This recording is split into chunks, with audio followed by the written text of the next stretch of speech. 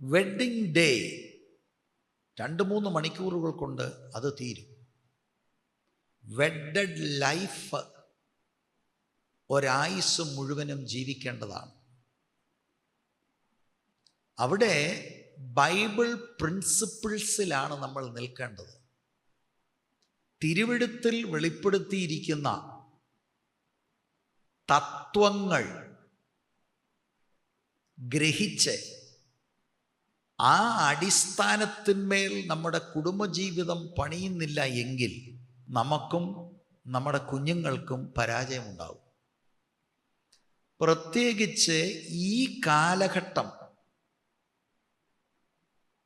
കുടുംബജീവിതത്തിന് വേണ്ട വില കൽപ്പിക്കാത്ത ഒരു കാലഘട്ടമാണ് എന്ന് ഇവിടെ ഇരിക്കുന്ന എല്ലാ ദൈവമക്കൾക്കും അറിയാം. ഭാരതത്തിൽ കേരളമാണ് ഡിവോഴ്സിൻ്റെ തലസ്ഥാനം. വ്യത്യസ്ത ഗ്രൂപ്പുകൾ വിവിധ കണക്കുകളാണ് അവതരിപ്പിക്കുന്നതെങ്കിലും ചില ഗ്രൂപ്പുകൾ പറയുന്നത് അവരുടെ പഠനത്തിൽ 130ഓളം ഡിവോഴ്സുകൾ ഒരു ദിവസം നടക്കുന്നു എന്നാണ്. കേരളത്തിലും ഭാരതത്തിലും ലോകത്തിലെ പല രാജ്യങ്ങളോടുള്ള ബന്ധത്തിൽ നമ്മൾ ചിന്തിച്ചാൽ കമ്പാരിറ്റീവ്ലി വളരെ ഒരു ചെറിയ ശതമാനം മാത്രമാണ് ഭാരതത്തിൽ അല്ലെങ്കിൽ കേരളത്തിലെ ഈ പ്രശ്നം. ലോകത്തിൽ പലയിടങ്ങളിൽ നടക്കുന്ന വിവാഹത്തിൽ 50% ഡിവോഴ്സിലാണ് അവസാനിക്കുന്നത്. അങ്ങനെയുള്ള രാജ്യങ്ങളൊക്കെ ഉണ്ട്. അപ്പം ഇവിടെ കമ്പാരിറ്റീവ്ലി കുറവാണെങ്കിലും ഈ പ്രശ്നങ്ങൾ നടക്കുന്നുണ്ട്. ഇന്ന് വേർപെട്ട സമൂഹത്തിലും ഈ കാര്യങ്ങൾ നടക്കുന്നുണ്ട്.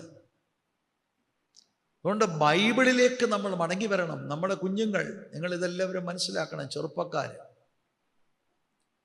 ചെറുപ്പക്കാരത്തികൾ,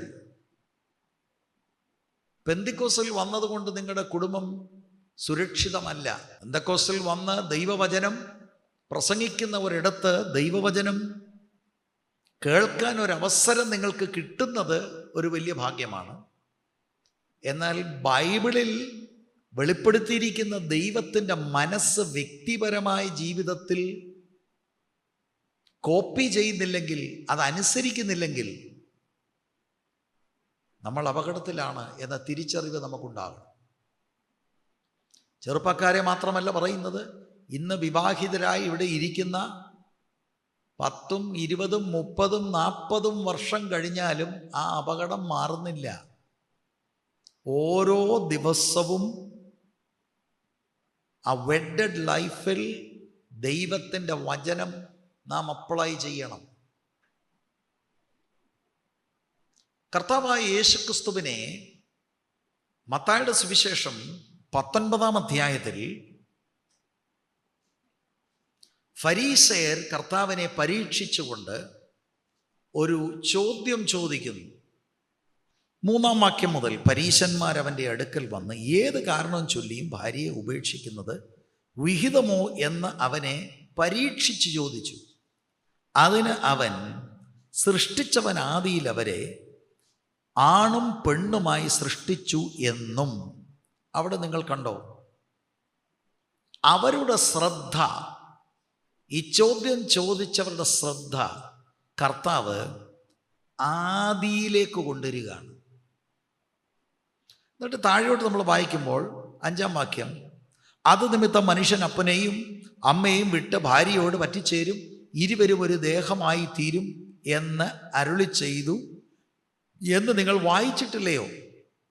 അതുകൊണ്ടവർ മേലാൽ 2 അല്ല, ഒരു ദേഹമത്രേ.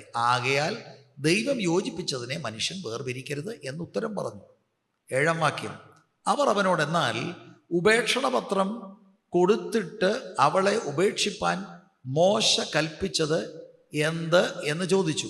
8-ാം വാക്യം പിന്നെ ശ്രദ്ധിക്കണം. അവൻ അവരോട്, നിങ്ങളുടെ ഹൃദയ കാഠിന്യം നിമിത്തമത്രേ ഭാര്യമാരെ ഉപേക്ഷിപ്പാൻ മോശ അനുവദിച്ചത്, ആദിയിൽ അങ്ങനെയല്ലായിരുന്നു. അപ്പോൾ 2 തവണ ആവർത്തിച്ച് കർത്താവ് ഇവരോട് സംസാരിക്കുമ്പോൾ ആദിയിലേക്കാണ്. ഉൽപ്പത്തി പുസ്തകത്തിൽ വെളിപ്പെടുത്തിയിരിക്കുന്ന ആദം ഹവ്വമാരുടെ ആ ദാമ്പത്തിക ജീവിതത്തിലേക്ക് അവിടെ ദൈവം അവരെ സൃഷ്ടിച്ച് യോജിപ്പിക്കുമ്പോൾ ദൈവത്തിൻ്റെ മനസ്സിൽ എന്തായിരുന്നു ചിന്ത എന്ന കാര്യത്തിലേക്കാണ് കർത്താവ് പോയിന്റ് ഔട്ട് ചെയ്യുന്നത്. അതുകൊണ്ട് അവിടെ നിന്നുകൊണ്ടാണ് ഞാൻ ചില കാര്യങ്ങൾ നിങ്ങളുമായിട്ട് പങ്കുവയ്ക്കുവാനായിട്ട് താല്പര്യപ്പെടുന്നത്. ദൈവത്തിൻ്റെ ഐഡിയൽ മാരേജ് ആദിയിൽ ആദമിനെയും ഹവ്വയെയും ഒരുമിച്ച് കൂട്ടിച്ചേർത്തപ്പോൾ ആ സംഭവത്തിലാണ് ദൈവം ആ ഐഡിയൽ മാരേജ് എന്താണെന്ന് വെളിപ്പെടുത്തുന്നത്. പാപമൊക്കെ ചെയ്തു കഴിഞ്ഞ് ഒരുപാട് വ്യത്യാസങ്ങൾ, പല കാര്യങ്ങൾ, ദൈവത്തിൻ്റെ വചനത്തിന് മാറ്റമില്ലെങ്കിലും ആളുകളിലൊക്കെ മാറ്റമൊക്കെ ഉണ്ടായി. പക്ഷെ പാപത്തിന് മുൻപാണ് ദൈവം ഈ വിവാഹം എന്ന ഇൻസ്റ്റിറ്റ്യൂഷൻ സ്ഥാപിക്കുന്നതായി ഉൽപ്പത്തി പുസ്തകം 2-ാം അധ്യായത്തിൽ നമ്മൾ കാണുന്നത്. അവിടെ തന്നെ നമ്മളൊരു കാര്യം മനസ്സിലാക്കണം. വിവാഹബന്ധം, വിവാഹം എന്ന ഇൻസ്റ്റിറ്റ്യൂഷൻ മനുഷ്യരുടെ കണ്ടുപിടുത്തമല്ല. പാപത്തിന് മുൻപ് ദൈവത്തിൻ്റെ തിരുഹൃദയത്തിൽ ഉണ്ടായിരുന്ന ആലോചനയാണ് വിവാഹം. അത്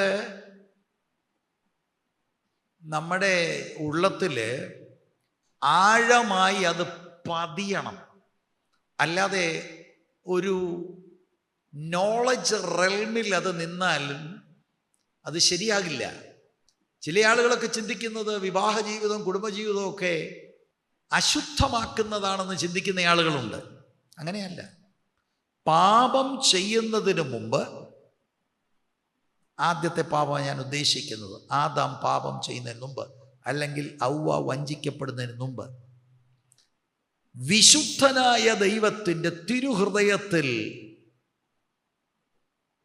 ഉണ്ടായ ആലോചനയാണത്. കുടുംബജീവിതം അത് വളരെ പവിത്രമാണ്. എന്താണ് എബ്രായ ലേഖനം 13-ാം അധ്യായം 4-ാം വാക്യം പറയുന്നത്? വിവാഹം എല്ലാവർക്കും മാന്യമാണ്. It is honourable to all. ആ വാക്യം ഒന്ന് വായിക്കാം. വിവാഹം എല്ലാവർക്കും മാന്യവും കിടക്ക നിർമ്മലവുമായിരിക്കട്ടെ, എന്നാൽ ദുർനടപ്പുകാരെയും വ്യഭിചാരികളെയും ദൈവം വിധിക്കും. ഇത് ദൈവത്തിൻ്റെ വചനമാണ്. അതുകൊണ്ട് വിവാഹത്തെക്കുറിച്ചൊരു നല്ല കാഴ്ചപ്പാട് നമുക്കുണ്ടാകണം. ഞാൻ നമ്മുടെ ഇടയിൽ വിവാഹം കഴിച്ച എല്ലാവരെയും ക്രിസ്തുവിൽ അഭിനന്ദിക്കുന്നു. അതെന്താണ്? ഒരു ഓണറബിളായിട്ടുള്ള കാര്യമാണ് നിങ്ങൾ ചെയ്തത്. പ്രത്യേകിച്ച് ഇന്നത്തെ വളരെ വേഗത്തിൽ മാറിക്കൊണ്ടിരിക്കുന്ന സംസ്കാരത്തിലാണ് നിങ്ങൾ ആ തീരുമാനമെടുത്ത് സ്റ്റെപ്പ് വെച്ചത്. എന്താ മാറിക്കൊണ്ടിരിക്കുന്ന സംസ്കാരം? വിവാഹം വേണ്ട. അങ്ങനെ ചിന്തിക്കുന്ന പുരുഷന്മാരുമുണ്ട്, സ്ത്രീകളുമുണ്ട്. പ്രത്യേകിച്ച് വരൻ ലഭിക്കാത്ത ആളുകൾ ആ നിലയിൽ ചിന്തിക്കുന്നത് ശരിയല്ല. കാരണം ദൈവമാണ് ഈ ഒരു ബന്ധം സ്ഥാപിച്ചത്. രണ്ടാമത്, നമ്മുടെ കുഞ്ഞുങ്ങളെല്ലാം വിവാഹം കഴിച്ചവര് ആണും പെണ്ണുമായിട്ടാണ് ചേർന്നത്. അല്ലാതെ ആണും പെണ്ണും അല്ല ചേർന്നത്. അതോർത്ത് ഞാൻ ദൈവത്തിന് സ്തോത്രം ചെയ്യുന്നു. അവിടെയും വളരെ വേഗം ഭാരതത്തിലും കാര്യങ്ങളിൽ മാറ്റം വന്നുകൊണ്ടിരിക്കുകയാണ്. ദൈവം വെച്ച വ്യവസ്ഥ ഒരു പുരുഷന് ഒരു സ്ത്രീ എന്ന ക്രമമാണ്. ഇതെല്ലാമാണ് ഈ ആദിയിൽ നമ്മൾ കാണുന്നത്. ഇതൊക്കെ നമ്മുടെ തലമുറകൾ നന്നായിട്ട് കേൾക്കണം, ആവർത്തിച്ച് കേൾക്കണം. അവരിത് സംബന്ധിച്ച് ചോദ്യങ്ങൾ ചോദിക്കണം, നമ്മളതിന് മറുപടി കൊടുക്കണം. അപ്പം ഇത് നമുക്ക് അടിസ്ഥാനപരമായി അറിയാമെന്ന കുറേ കാര്യങ്ങളാണ്.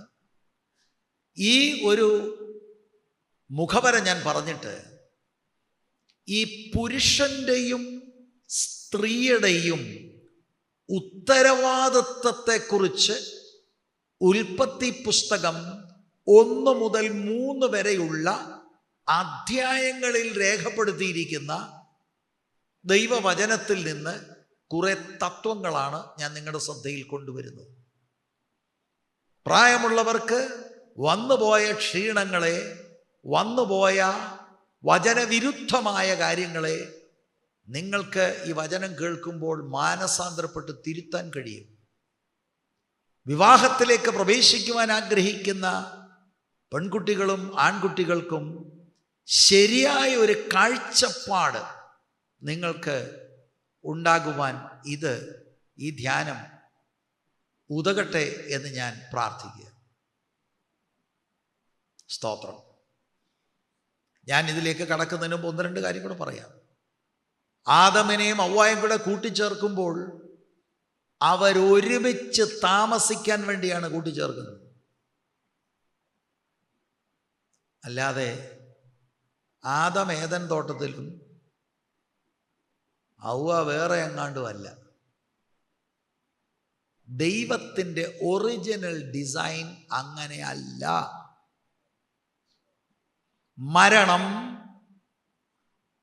വേർപിരിക്കുന്നിടം വരെ സുഖത്തിലും ദുഃഖത്തിലും സമ്പത്തിലും ദാരിദ്ര്യത്തിലും ആരോഗ്യത്തിലും രോഗത്തിലും ദൈവം അനുവദിക്കുന്ന എല്ലാ ജീവിത സാഹചര്യത്തിലും ഒരുമിച്ച് പാർക്കാനാണ് വിവാഹം. മറ്റേത് ദൈവത്തിൻ്റെ ക്രമം അല്ല.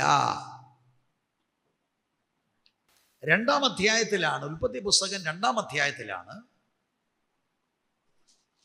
നമ്മൾ ആദ്യമായിട്ട് ദൈവം തൻ്റെ സൃഷ്ടിപ്പിനെ നോക്കി 1-ാം അധ്യായത്തിലെല്ലാം നല്ലതെന്ന് കണ്ടു. പക്ഷേ 2-ാം അധ്യായത്തിൽ നല്ലതല്ല എന്ന് കണ്ട ഒരു കാര്യമേ ഉള്ളൂ. മനുഷ്യൻ ഏകനായിരിക്കുന്നത് നല്ലതല്ല എന്നാര് കണ്ടു? ദൈവം തമ്പുരാൻ കണ്ടിട്ട് അവന് ദൈവം ഒരു തക്ക തുണയെ ഉണ്ടാക്കി കൊടുക്കുകയാണ്. ആ ഉണ്ടാക്കിയ സ്ത്രീയെ ദൈവം തമ്പുരാൻ പുരുഷന്റെ, ആദമിൻ്റെ മുൻപിൽ കൊണ്ടുവന്നു. അപ്പോഴാണ് ആഡം വളരെ എക്സൈറ്റഡ് ആയിട്ട് പറയുന്നത്, ഇതെൻ്റെ അസ്ഥിയിൽ നിന്ന് അസ്ഥിയും എൻ്റെ മാംസത്തിൽ നിന്ന് മാംസവുമാണ്.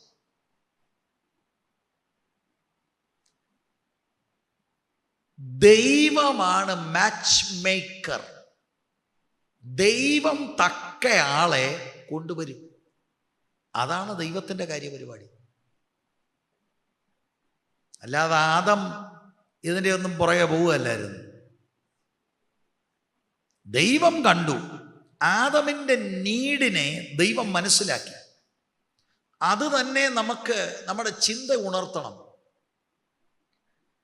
പാപം ഇല്ലാഞ്ഞ ആ സാഹചര്യത്തിൽ വിശുദ്ധനായ ദൈവവുമായി ആ ഭേദ്യമായ ഇൻറ്റിമസി, ഊഷ്മള കൂട്ടായ്മ ഉണ്ടായിരുന്ന സാഹചര്യത്തിൽ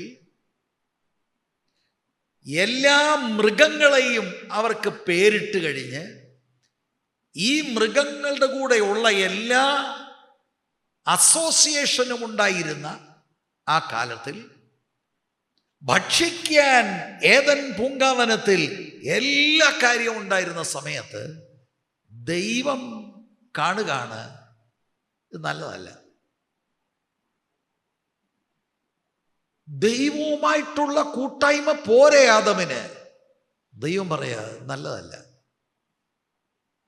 അവന് തക്ക ഒരു തുണയെ ഞാൻ ഉണ്ടാക്കി കൊടുക്കും. അങ്ങനെയാണ് ഹവ്വായെ ഉണ്ടാക്കി കൊടുക്കുന്നത്. ആ മാരീഡ് ലൈഫിൻ്റെ ആ വാല്യൂ മനസ്സിലാക്കണം. ആ ഉണ്ടാക്കിക്കൊടുത്തയാൾ മുന്നേ വന്നപ്പോൾ ആദം ഫസി അല്ല. ഓ, ഇതെന്താ ഇങ്ങനെ ഇരിക്കുന്നത്, ഇതെന്തോ ഇത്, എന്തോ തരും, ഗിഫ്റ്റായിട്ട് എന്തോ തരും, ഇതൊന്നും അല്ല ആദമിന്. Adam just accepted God's choice. അല്ല, എന്നാൽ എന്തോ പഠിച്ചു, നമ്മുടെ പഠനവുമായിട്ട് ഒക്കുന്നുണ്ടോ? ഇന്നത്തെ ഈ ആത്മീകർക്ക് പറ്റിയതും ദൈവത്തിൻ്റെ ചോയ്സ് അല്ല ആളുകൾക്ക്. അവർക്ക് വേണ്ടത് അവരുടെ കുറെ സ്റ്റിപ്പുലേഷൻസ് ഉണ്ട്. എന്നിട്ട് അതെല്ലാം ഒക്കുകയാണെങ്കിൽ പ്രൈസ് ദി ലോർഡ്, ദൈവം മാനിച്ചു. ദൈവം ആളിനെ കൊണ്ടുവരുമ്പോൾ അവിടെ എഡ്യൂക്കേഷൻ അല്ല, അവിടെ വേറെ ഒന്നുമല്ല. That is God's choice for Adam and Adam accepted. നമ്മുടെ മൈൻഡ് ചേഞ്ച് ചെയ്താൽ, വചനപ്രകാരം ചേഞ്ച് ചെയ്താൽ, it is good for us. ചിലരിതൊരു വിലപേശ് പോലെയാണ്.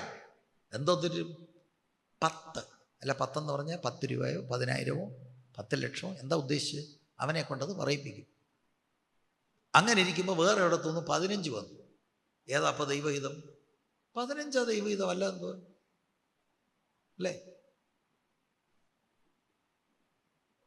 അങ്ങനെ കുറെ ബ്രോക്കർമാരും. ഇവിടെയുള്ള ദൈവമക്കളോട് ദൈവസ്നേഹത്തിൽ, ദൈവവചന അടിസ്ഥാനത്തിൽ ഞാൻ പറയാം, God is the great matchmaker.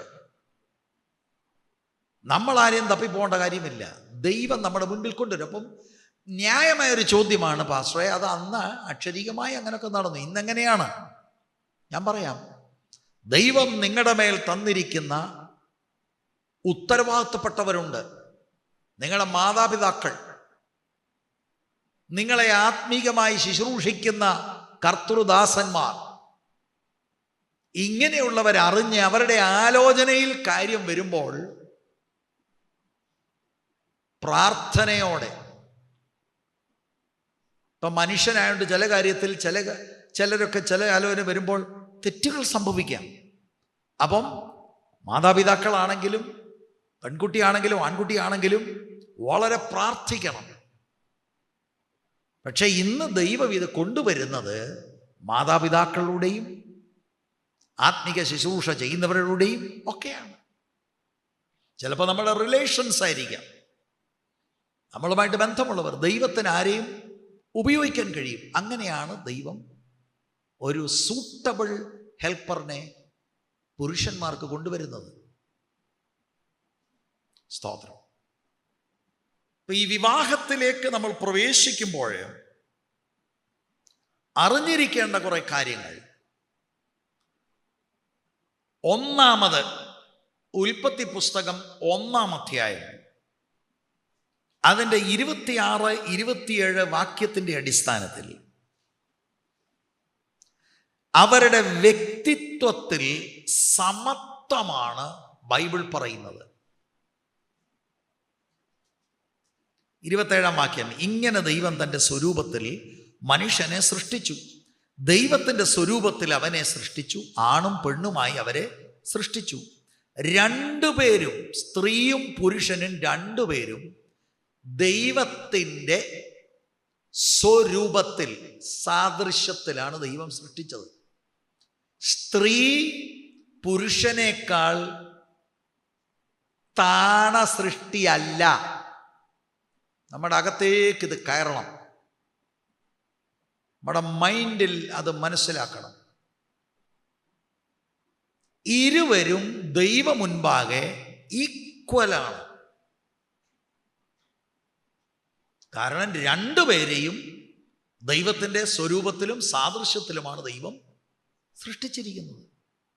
അത് വളരെ വ്യക്തമല്ലേ? അപ്പോൾ അവരുടെ ഡിഗ്നിറ്റിയിൽ, അന്തസ്സിൽ അവർ ദൈവത്തിൻ്റെ മുൻപാകെ തുല്യരാണ്.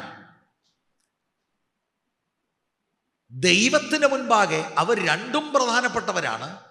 അവർ രണ്ടുപേരും വാല്യുബിളുമാണ്. അല്ലാതെ പുരുഷൻ കുറച്ചുകൂടെ വാല്യുബിൾ, സ്ത്രീ കുറച്ചുകൂടെ വാല്യുബിൾ, അങ്ങനെയല്ല. രണ്ടുപേരും ദൈവത്തിൻ്റെ മുൻപാകെ തുല്യരായിട്ടാണ് ഈ വാക്യം നമ്മളെ പഠിപ്പിക്കുന്നത്. അല്ലാതെ സ്ത്രീ ഒരു ലെസ്സർ ക്രീച്ചർ അല്ല. കുട്ടികളുണ്ടാകുന്ന സമയത്ത് എന്തായിരുന്നു, ഏതാ കുഞ്ഞ്, ആണെന്ന പെണ്ണ്? ഓ പെണ്ണ, എന്താ ഈ ഓ പെണ്ണ? അത് നമ്മുടെ സംസ്കാരത്തിൽ ചിന്തിക്കുന്നത് ആൺകുട്ടികളാണ് സുപ്പീരിയർ. പ്രത്യേകിച്ച് മാതാപിതാക്കൾ ചിന്തിക്കുന്നത് ഈ ആൺകുട്ടികളെല്ലാം കൂടെ അവരെ നോക്കുമെന്നൊക്കെയാണ്. അതും ഇപ്പം ഏറെക്കുറെ ഒരു തീരുമാനമായി. അങ്ങനെയായിരുന്നെങ്കിൽ ഇത്രയും വൃദ്ധസദനങ്ങൾ ഉണ്ടാകത്തില്ലായിരുന്നു പ്രിയരെ. കേരളത്തിലെ നല്ലൊരു കാര്യമാണ് അത് തെറ്റൊന്നുമല്ല, നല്ല കാര്യമാണ്. കാരണം ഇപ്പം മക്കൾക്കൊക്കെ ജോലിയല്ലേ, ഈ ജോലിയെല്ലാം കൂടെ വിട്ടേച്ച് ഇപ്പം പപ്പായും മമ്മയെ നോക്കി ഇവിടെ ഇരിക്കാൻ ഒക്കുമോ? അല്ലേ? പിന്നെ ഈ നെറ്റ് സൗകര്യം ഉള്ളത് കൊണ്ട് മരിച്ചാൽ പോലും ഇപ്പം ഈ സൂമിലൂടെയും ഒക്കെ കണ്ടുകൊണ്ട് ഓരോ സ്ഥലങ്ങളിലിരുന്ന് കരയുക. അങ്ങനെ ആയിപ്പോയി. അപ്പം പണ്ടൊക്കെ ഈ ആൺമക്കള് നമ്മളെ സംരക്ഷിക്കും.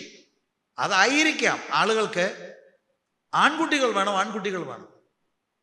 അത് ഓരോരുത്തരുടെ വ്യക്തിപരമായ കാര്യം, ഞാൻ അതിനെ കമന്റ് ചെയ്യുന്നില്ല. പക്ഷേ തിരുവെഴുത്തിൻ്റെ അടിസ്ഥാനത്തിൽ ഒരു പെൺകുട്ടി ആൺകുട്ടിയേക്കാൾ ഏതോ താഴെക്കിടയിലാണ്, ഇൻഫീരിയറാണ് എന്ന് ചിന്തിക്കേണ്ട ആവശ്യമില്ല. നമ്മുടെ ഇടയിൽ പെൺകുട്ടികൾ മാത്രമുള്ള കുടുംബങ്ങളില്ലേ? എന്താ കുഴപ്പം വന്നേ? അല്ലേ? ഇപ്പം നമ്മുടെ ഇതിപ്പോ ഇൻഫർമേഷനായിട്ടുള്ള നമ്മുടെ മനസ്സിൽ ഒരു വലിയ മാറ്റമുണ്ടാകണം. അപ്പോൾ ഉൽപ്പത്തി പുസ്തകം 1-ാം അധ്യായത്തിൻ്റെ 26, 27 വാക്യത്തിൻ്റെ അടിസ്ഥാനത്തിലാണ് ഞാൻ നിങ്ങളോട് കാര്യങ്ങൾ പറയുന്നത്. ആദമിനെ ഉണ്ടാക്കിയ അതേ ദൈവം തന്നെയാണ് ഹവ്വായെയും ഉണ്ടാക്കിയത്. ഇരുവരെയും ദൈവത്തിൻ്റെ സാദൃശ്യത്തിലും സ്വരൂപത്തിലുമാണ് ഉണ്ടാക്കിയത്. അല്ലാതെ ആദമിനെ അങ്ങനെ ഉണ്ടാക്കി സ്വരൂപത്തിലും സാദൃശ്യത്തിലും, ഹവ്വായെ വേറെ ഏതോ ക്വാളിറ്റി, അങ്ങനെയല്ലല്ലോ വചനം പറയുന്നത്. എന്താണ് ഈ സാദൃശ്യവും സ്വരൂപവും എന്ന് പറഞ്ഞാൽ? രണ്ട് വാക്കുകൾക്കും ഏറെക്കുറെ ഒരേ അർത്ഥമാണ്. മൃഗങ്ങളിൽ നിന്ന് വളരെ വ്യത്യസ്തമാണ് മനുഷ്യൻ. സാദൃശ്യവും സ്വരൂപവും എന്ന് പറഞ്ഞാൽ നമ്മുടെ ശാരീരിക റിസംബ്ലൻസ് ആണെന്ന് ചിന്തിക്കരുത്. ദൈവം ആത്മാവാണ്. പിന്നെ എന്താണ്? ദൈവത്തെ പോലെ തന്നെ പല കാര്യങ്ങൾ മനുഷ്യനും ഉണ്ട്. നമുക്കൊരു വ്യക്തിത്വം സൃഷ്ടാവാം ദൈവം തന്നു, ഒരു പേഴ്സണാലിറ്റി. നമുക്ക് ചിന്തിക്കാൻ കഴിയും, നമുക്ക് വികാരങ്ങളുണ്ട്, ഇമോഷൻസ് ഉണ്ട്, നമുക്ക് തീരുമാനമെടുക്കാനുള്ള ശേഷിയുണ്ട്. ഇതൊക്കെ ദൈവത്തിൻ്റെ സാദൃശ്യം സ്വരൂപം പോലെയാണ്. അതുപോലെ ദൈവത്തിൻ്റെ സാദൃശ്യത്തിലും സ്വരൂപത്തിലും നാം സൃഷ്ടിക്കപ്പെട്ടതുകൊണ്ട് ഭൂമിയിൽ ദൈവത്തെ മനുഷ്യൻ റെപ്രസെന്റ് ചെയ്യുവാൻ ദൈവം ആഗ്രഹിക്കുന്നു. എന്ന് പറഞ്ഞാൽ എന്താ? എന്ന് പറഞ്ഞാൽ ജോമോൻ്റെ ഒരു ഫോട്ടോ ഞാൻ നിങ്ങളെ കാണിക്കുന്നു. അത് ജോമോൻ്റെ ഇമേജാണ്. The image represents the person. ഇതുപോലെ ദൈവത്തിൻ്റെ ഇമേജ് ബെയറാണ് മനുഷ്യൻ. ദൈവത്തിൻ്റെ സാദൃശ്യത്തിൽ സ്വരൂപത്തിൽ മനുഷ്യനെ സൃഷ്ടിച്ചു. പാപം നിമിത്തം ഈ ഇമേജ് തുടച്ചു മാറ്റപ്പെട്ടിട്ടില്ല, അല്പമായി ഡിസ്റ്റോർട്ടായി എന്ന് മാത്രമേ ഉള്ളൂ. യേശുക്രിസ്തുവിലൂടെയുള്ള വീണ്ടെടുപ്പിലൂടെയാണ് ഈ ഇമേജിലേക്ക്, അതിൻ്റെ പൂർണ്ണതയിലേക്ക് മനുഷ്യൻ മടങ്ങി വരുന്നത്. നമ്മെ, നമ്മുടെ സ്വഭാവത്തെ, സംസാരത്തെ, നമ്മുടെ ഇടപാടുകളെ പൊതുജനം കാണുമ്പോൾ ദൈവത്തിൻ്റെ സ്വഭാവം റിഫ്ലക്റ്റ് ചെയ്യണം. ദൈവത്തിൻ്റെ മഹത്വത്തിനായിട്ടാണ് ദൈവം മനുഷ്യനെ സൃഷ്ടിച്ചിരിക്കുന്നത്, ആണിനെയും പെണ്ണിനെയും. ആ വിഷയത്തിൽ മനുഷ്യൻ ആണും പെണ്ണും തുല്യരാണ്. അങ്ങനെ ഒരു വലിയ ഇക്വാളിറ്റിയാണ് ദൈവത്തിൻ്റെ വചനം നമ്മളെ പഠിപ്പിക്കുന്നത്. അതുപോലെ മാലാഖമാർക്കോ മൃഗങ്ങൾക്കോ ഇല്ലാത്ത മറ്റൊരു ശ്രേഷ്ഠതയാണ് ജീവനുള്ള ദൈവവുമായി ഊഷ്മളമായ ഒരു കൂട്ടായ്മയിലേക്ക്, ബന്ധത്തിലേക്ക് മനുഷ്യൻ കടന്നു വരാൻ കഴിയും. ദൈവത്തിൻ്റെ ആത്മാവ് സ്ഥിരമായിട്ട് വന്ന് മനുഷ്യൻ്റെ ഈ ആത്മാവിലാണ് താമസിക്കുന്നത്. മൃഗങ്ങൾക്കുണ്ടോ അങ്ങനെ? ഇല്ല. ഇനി രണ്ടാമത്തെ കാര്യം, ഒന്നാമത് ഞാൻ പറഞ്ഞു, ഇപ്പം കുടുംബജീവിതത്തിൽ മനസ്സിലാക്കണം, ഭാര്യയും ഭർത്താവും തുല്യരാണ്. പക്ഷേ ഈ കുടുംബജീവിതത്തിൽ തുല്യരാണെങ്കിലും ഉത്തരവാദിത്തത്തിൽ വ്യത്യാസമുണ്ട്, പ്രവർത്തനത്തിൽ, ഫങ്ഷനിങ്ങിൽ, ദൈവത്തിൻ്റെ ഡിസൈനിൽ വ്യത്യാസമുണ്ട്. അത് തിരിച്ചറിയണം എല്ലാ പുരുഷനും എല്ലാ സ്ത്രീയും. അതെന്താണെന്നാണ് ഞാൻ ഇനിയും വിശദീകരിക്കാൻ പോകുന്നത്. ഉൽപ്പത്തി പുസ്തകം 2-ാം അധ്യായത്തിലേക്ക് വരുമ്പോൾ നിങ്ങൾ നോക്കിക്കുക, അതിൻ്റെ 7-ാം വാക്യം. യഹോവയായ ദൈവം നിലത്തെ പൊടി കൊണ്ട് മനുഷ്യനെ നിർമ്മിച്ചിട്ട് അവൻ്റെ മൂക്കിൽ ജീവശ്വാസം ഊതി, മനുഷ്യൻ ജീവനുള്ള ദേഹിയായി തീർന്നു. 8-ാം വാക്യം. അനന്തരം യഹോവയായ ദൈവം കിഴക്ക് ഏദനിൽ ഒരു തോട്ടമുണ്ടാക്കി താൻ സൃഷ്ടിച്ച മനുഷ്യനെ അവിടെ ആക്കി. നമ്മൾ 1-ാം അധ്യായത്തിൻ്റെ 26-27 സൃഷ്ടിച്ചപ്പോൾ ആണും പെണ്ണുമായി സൃഷ്ടിച്ചു എന്ന് എഴുതിയിരിക്കുന്നു. അതിൻ്റെ വിശദീകരണമാണിത്. അപ്പോൾ സൃഷ്ടിച്ചപ്പോൾ ആദ്യം സൃഷ്ടിക്കപ്പെടുന്നത് പുരുഷനാണ്. രണ്ടുപേരും, പുരുഷനും സ്ത്രീയും, ഹ്യൂമാനിറ്റിയോടുള്ള ബന്ധത്തിൽ they are alike. They bear the image of God. പക്ഷേ സൃഷ്ടിപ്പ് നടക്കുമ്പോൾ ഫസ്റ്റ് പുരുഷനെയാണ് ക്രിയേറ്റ് ചെയ്യുന്നത്. അതിനുശേഷം കുറെ കാര്യങ്ങൾ അവിടെ നടന്ന് കഴിഞ്ഞിട്ടാണ് ഹവ്വായെ സൃഷ്ടിക്കുന്നത്. ആദമിൻ്റെ വാരിയലിലെടുത്താണ് ഹവ്വായെ സൃഷ്ടിക്കുന്നത്. നമ്മൾ പലപ്പോഴും ചിന്തിക്കുന്നത് എന്താ, ഈ 1-ാം അധ്യായത്തിൽ ഇങ്ങനെ എഴുതിയിരിക്കുന്നു, 2-ാം അധ്യായത്തിൽ ഇങ്ങനെ എഴുതിയിരിക്കുന്നു. ആ 1-ാം അധ്യായത്തിൻ്റെ ഒരു എക്സ്പോസിഷനാണ് ഈ 2-ാം അധ്യായം. സൃഷ്ടിപ്പ് ഇങ്ങനെയാണ് നടക്കുന്നത്. 1-ാം അധ്യായത്തിൽ എഴുതാത്ത പല ഡീറ്റെയിലുകളാണ് ഈ 2-ാം അധ്യായത്തിൻ്റെ 7-8 വാക്യങ്ങളിൽ നമ്മൾ കാണുന്നത്, അല്ലെ 7-ാം വാക്യത്തിൽ നമ്മൾ കാണുന്നത്. അപ്പോൾ ആദ്യം ആദമനെയാണ് നിലത്തെ പൊടിയിൽ നിന്ന് സൃഷ്ടിച്ചിട്ട് ദൈവം ഈ ഗാർഡനിൽ കൊണ്ട് ആദമനെ പ്ലേസ് ചെയ്യാണ്. അപ്പൊ സ്ത്രീയും പുരുഷനും തമ്മിലുള്ള ബന്ധത്തോടുള്ള ബന്ധത്തിൽ പുരുഷനെ ഈ 2-ാം അധ്യായം പറയുന്നത് ആദ്യം സൃഷ്ടിച്ചു. 1 തിമോത്തിയോസ് 2:13 വളരെ ക്ലിയർ ആയിട്ട് പൗലോസ് പറയുന്നുണ്ട്, ആദാം ആദ്യം നിർമ്മിക്കപ്പെട്ടു, പിന്നെ ഹവ്വ.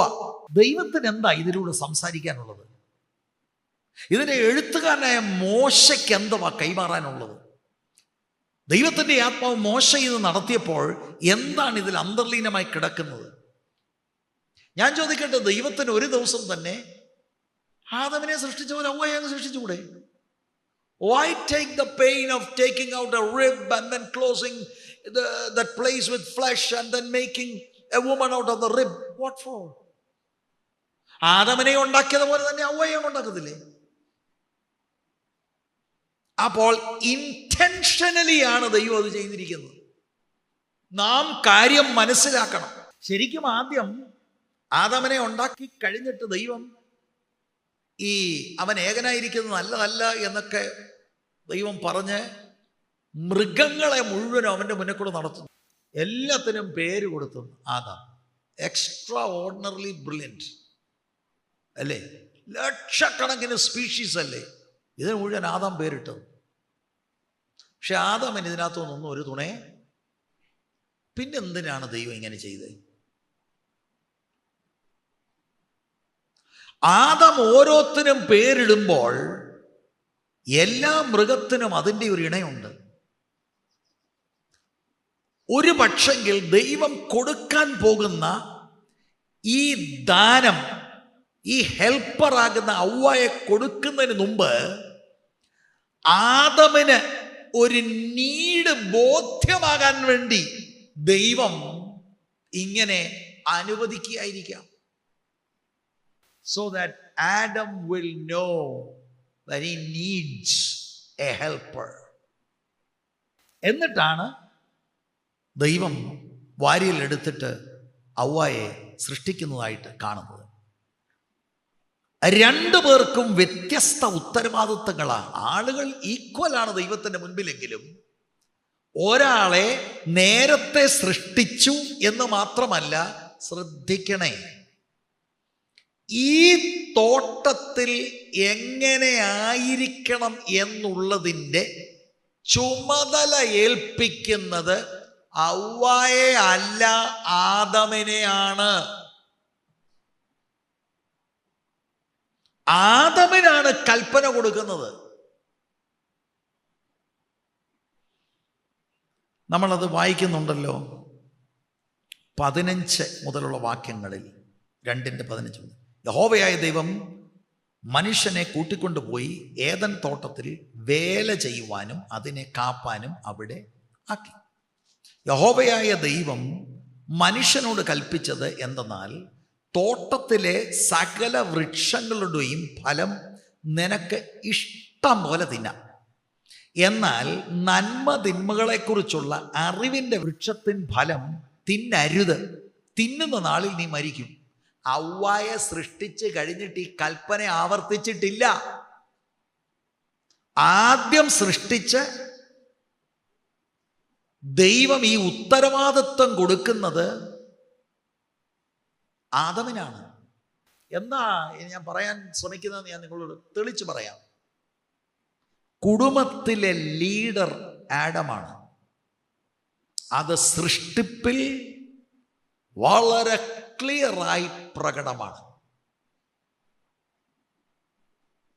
ഇതൊക്കെ ഇന്നത്തെ സഹോദരിമാർക്കും ഇന്നൊക്കെ ഇന്ന് വേറെ ഒരു ലൈനായി പഠിപ്പിക്കുന്നത്. അത് ഞാൻ പറയാം അതിൻ്റെ സോഴ്സ് എന്താണ്. കുടുംബത്തിൻ്റെ നേതാവ് പുരുഷനാണ്. പക്ഷെ അത് ഡിഫൈൻ ചെയ്യേണ്ടതാണ്. അത് ഞാൻ ചുവടെ കഴിയുമ്പോൾ പറയാം. കാരണം ചില ആളുകൾ ചിന്തിക്കുന്നത് അങ്ങനെ ലീഡർ ഇതാണെങ്കിൽ നമുക്ക് എന്ത് വേണേ സ്ത്രീയുടെ മേൽ ചെയ്യാമെന്നാണ്. ഒരിക്കലുമില്ല. സെർവൻ്റ് ലീഡർഷിപ്പാണ് അവിടെ ആവശ്യം. നമ്മുടെ വാഴ്ത്തപ്പെട്ട കർത്താവാണ് ലീഡർ. കർത്താവിനെ നമ്മൾ കോപ്പി ചെയ്യുമ്പോൾ സെർവൻ്റ് ലീഡർഷിപ്പാണ് കുടുംബത്തിൽ ആവശ്യം. അല്ലാതെ നമ്മൾ ഭയങ്കര ശബ്ദം ഉണ്ടാക്കി ഞാനാണ് ലീഡർ, എന്നെയാണ് ആദ്യം ഉണ്ടാക്കിയത്, കഴുത്തിന് പിടിക്കുക, തെള്ളുക, ഇടിക്കുക, ഉന്തുക, ഇതൊക്കെ എന്ന് പറഞ്ഞാൽ പരിജ്ഞാനമില്ലാതെ, സുബോധമില്ലാതെ മാനസിക രോഗികളാണത് ചെയ്യുന്നത്. ഭാര്യമാരെ തല്ലുന്ന ആരെങ്കിലും എന്നെ കേൾക്കുന്നുണ്ടെങ്കിൽ നിങ്ങൾക്ക് ട്രീറ്റ്മെൻറ്റ് ആവശ്യമാണ്. നിങ്ങൾ മാനസികമായിട്ടുള്ള ഒരു അസ്വസ്ഥതയിലാണ്, ബാലൻസ് തെറ്റിയ ആളാണ് നിങ്ങൾ. അപ്പോൾ ലീഡർഷിപ്പ് എന്ന് ഞാൻ ഉദ്ദേശിക്കുന്നത്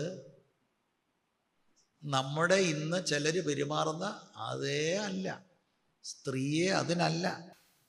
ശരിക്കും പുരുഷനാണ് സ്ത്രീയുടെ തല. ഭാര്യ ഭർത്താക്കന്മാർ പരസ്പരം പൂരകമാകുന്നു. They complement each other, not competing with each other. ഇതെല്ലാം ഈ 3 അധ്യായത്തിൽ നമുക്ക് കാണാൻ കഴിയും. ഇതൊന്നും അറിയാത്ത പെന്തിക്കോസുകാരനെയും കൂടെ പലതും രക്ഷിക്കപ്പെട്ടതുപോലുമല്ല. ഇന്ന് മരണം വേർതിരിക്കുന്നവരും വരുന്നത് നിന്നെ ഞാൻ പാസ്റ്ററെ നോക്കിക്കൊണ്ടാണ് പറയുന്നത്. ഞാൻ നിന്നെ സ്വീകരിച്ചിരിക്കുന്നു. അപ്പോൾ സ്ത്രീയും പുരുഷനും തമ്മിലുള്ള ബന്ധത്തിലെ കാര്യമാണ് ഞാൻ ഈ പറയുന്നത്. പുരുഷൻ സ്ത്രീയുടെ തലയാണ്. അതിൻ്റെ അർത്ഥം വയലൻ്റായിട്ട് ഡോമിനേറ്റ് ചെയ്യണമെന്നല്ല. അങ്ങനെയാ പലരും ചിന്തിച്ചിരിക്കുന്നത്. ലീഡർഷിപ്പ് പുരുഷൻ്റെതാണ്. സ്ത്രീയുടെ റോളാണ് തക്ക തുണ, സ്യൂട്ടബിൾ ഹെൽപ്പർ. ഈ ഹെൽപ്പർ ഇല്ലാതെ പുരുഷൻ പൂർണ്ണമല്ല. എല്ലാ കാര്യത്തിലും ദൈവം തന്ന ആലോചന പ്രകാരം പുരുഷൻ നീങ്ങുമ്പോൾ അതിന് എല്ലാ സഹായവും സ്ത്രീ കൊടുക്കുകയാണ്. സ്ത്രീ ഇൻഫീരിയർ ആയതുകൊണ്ടല്ല സൂട്ടബിൾ ഹെൽപ്പർ. എൻ്റെ പ്രിയരെ, അത് മനസ്സിലാക്കാൻ ഒരു ബുദ്ധിമുട്ടുമില്ല. നാം സേവിക്കുന്നത് ത്രിയേക ദൈവത്തെയാ, അല്ലേ? പിതാവാം ദൈവത്തിന് പിതാവ്, പുത്രൻ, പരിശുദ്ധാത്മാവ്, മൂന്ന് തുല്യരായ നിത്യമായ വ്യക്തികൾ, ഒരു ദൈവം. പിതാവാം ദൈവത്തിന് പുത്രൻ നിത്യമായി സബ്മിഷനിലാണ്, അല്ലേ? അപ്പൊ എന്താ, പുത്രൻ ഇൻഫീരിയർ ആയതുകൊണ്ടാണോ?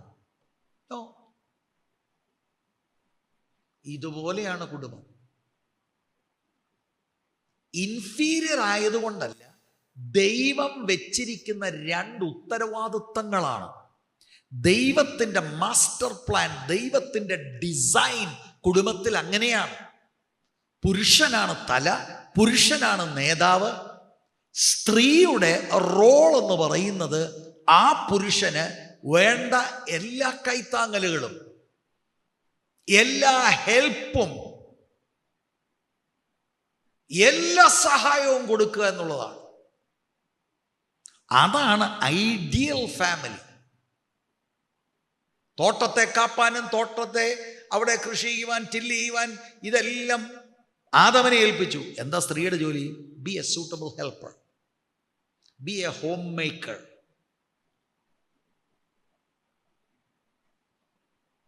സ്തോത്രം. അല്ലാതെ രാവിലെ 8 മണിയാകുമ്പോൾ ബാഗും എല്ലാം കൂടെ തൂക്കി ഇങ്ങനെ ഒരു തുള്ളി പോകുന്ന പോക്ക എന്തോന്നിനാ? വീട്ടിരി. ഇപ്പൊ നേരെ തിരിഞ്ഞു. നേതാവ് വീട്ടിൽ ഇരുന്ന് രാവിലെ ഉപ്പുമാവ് ഉണ്ടാക്കി, പുട്ടുണ്ടാക്കി, അല്ലേ? Where is your wife? അവള് തോട്ടത്തിൽ കിളയ്ക്കാൻ പോയിരിക്കുക. That is not the ideal family.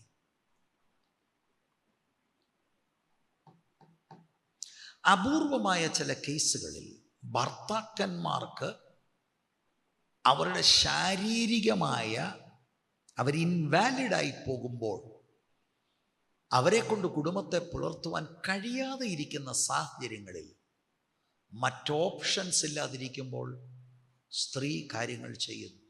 Both ends meet ചെയ്യാൻ കഴിയാതെ വരുമ്പോൾ സ്ത്രീ പല കാര്യം ചെയ്യുന്നു.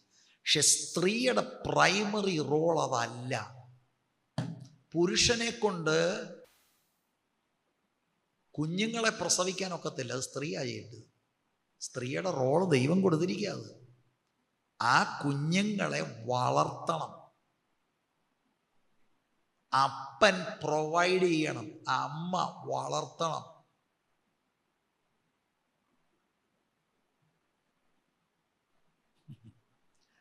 നമുക്കൊക്കെ ഒത്തിരി മിസ്റ്റേക്കുകൾ പറ്റിപ്പോയി സഹോദരി സഹോദരന്മാരെ, അല്ലേ? നിങ്ങൾ നിങ്ങളുടെ പെൺകുട്ടികളാണെങ്കിൽ അവരെ ട്രെയിൻ ചെയ്യേണ്ടത് to become a good homemaker. നിങ്ങളുടെ ആൺകുട്ടികളെ പഠിപ്പിക്കണം, become a good leader who provides for his wife. അല്ലാതെ എല്ലാം ഉന്നം വെക്കുന്നത് ഭാര്യയുടെ ജോലി എന്തായിരിക്കും? എന്തുവാ ഒരു സംഭവം ഉണ്ടല്ലോ, IELTS, അവളങ്ങ് കടക്കും. നമ്മളെന്ത് ചെയ്യും? ഞാൻ അവിടെ ചെന്ന് പാസ്റ്ററാകും. അതാവുമ്പോൾ കുഴപ്പമില്ല, അവിടെ ജോലി ചെയ്യും, നല്ല ശമ്പളമൊക്കെ മേടിക്കും. എങ്ങനെ കുടുംബജീവിതം ചോദിനാവും? നമുക്കൊരുപാട് നാം വേറെ ഒരു ചിന്താധാരയിൽ പിടിക്കപ്പെട്ടവരാണ്. ഇന്നത്തെ പെന്തിക്കോസുകാരനോട് പുസ്തകം പറഞ്ഞു തന്നാൽ അവന് മനസ്സിലാകത്തൊന്നുമില്ല. അതൊക്കെ അവിടെ കിടക്കും. ദൈവം ആദമിനാണ് കൽപ്പന കൊടുക്കുന്നത്, ഹവ്വായിക്കല്ല. നിങ്ങൾക്ക് ഇത്രയും ഞാൻ പറഞ്ഞത് ഇഷ്ടപ്പെട്ടില്ലെങ്കിൽ ഞാൻ ഈ പറഞ്ഞതിനെ അടിവര ഇട്ടുകൊണ്ട് ഞാൻ ഉൽപ്പത്തി പുസ്തകം 3-ാം അധ്യായത്തിൽ കാണിക്കാം. പാപം ചെയ്യുന്നത് 3-ാം അധ്യായത്തിലാണ്. പാപം ചെയ്ത് കഴിഞ്ഞ് ആദ്യം ദൈവം ഇറങ്ങി വന്ന്, ആരാ ആദ്യം ഇതിനെല്ലാം? ഔവാമ്മച്ചിയാ ഇതെല്ലാം ഒപ്പിച്ചത്. ആദമും കഴിച്ചു. ഇറങ്ങി വന്ന് ആദ്യം ചോദിക്കുന്നത് ഔവയോടല്ല, ആദമനോടാ. എന്താ കാര്യം? അവനാണ് ലീഡർ, അവനെയാണ് ദൈവം ഏൽപ്പിച്ചത്, അവനാണ് ഉത്തരവാദി. 3-ാം അധ്യായത്തിൻ്റെ 9 മുതൽ 11 വരെ യഹോവയായ ദൈവം മനുഷ്യനെ വിളിച്ചു. നീ എവിടെയെന്ന് ചോദിച്ചു. തോട്ടത്തിൽ നിന്റെ ഒച്ച കേട്ടിട്ട് ഞാൻ നഗ്നനാകൊണ്ട് ഭയപ്പെട്ട് ഒളിച്ചു എന്ന് അവൻ പറഞ്ഞു. 11-ാം വാക്യം, നീ നഗ്നനെന്ന് നിന്നോട് ആര് പറഞ്ഞു? തിന്നരുതെന്ന് ഞാൻ നിന്നോട് കൽപ്പിച്ച വൃക്ഷഫലം നീ തിന്നുവോ എന്ന് അവൻ ചോദിച്ചു. കണ്ടോ? God is calling them into account. അതിൽ ആദമിനോടാ ചോദിക്കുന്നത്. അതെന്താണ്? ഉത്തരവാദിയാണ്. ഇവിടെ ഇരിക്കുന്ന സകല പുരുഷന്മാരോടും പറയാം, നിങ്ങളുടെ മക്കൾ ദൈവവചനം വിട്ടുപോയാൽ നിങ്ങളാണ് ഉത്തരവാദി. വീടിനെ നയിക്കേണ്ട ചുമതല നിങ്ങളുടേതാണ്. കുടുംബ പ്രാർത്ഥന നയിക്കേണ്ട നിങ്ങളാണ്. നിങ്ങളുടെ കുഞ്ഞുങ്ങളെയും ഭാര്യയെയും നയിക്കേണ്ടത് നിങ്ങളാണ്. ദൈവം നിങ്ങളോട് ചോദിക്കും. അതിൻ്റെ അർത്ഥം ഹവ്വ ഒഴിവായി അല്ലേ? അല്ല, ഹവ്വായോടും ചോദിക്കുന്നുണ്ട്. പക്ഷെ ഇൻ്ററഗേഷൻ തുടങ്ങുന്നത് ഉത്തരവാദിത്തത്തിൽപ്പെട്ട ആളിനോടാണ്. ഹവ്വായെയും ശിക്ഷിക്കുന്നുണ്ട്. എല്ലാ കുടുംബവും ഒരു തോട്ടം പോലെ ചിന്തിക്കുക, നിങ്ങളാണ് ഉത്തരവാദി.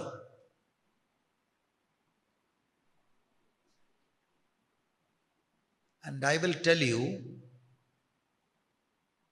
നല്ല ശതമാനം പുരുഷന്മാരും മടിയന്മാരും ഉത്തരവാദിത്തമില്ലാത്തവരുമാണ്. അതുകൊണ്ടാണ് ഒരുപാട് പ്രശ്നങ്ങൾ ഉണ്ടാകുന്നത്.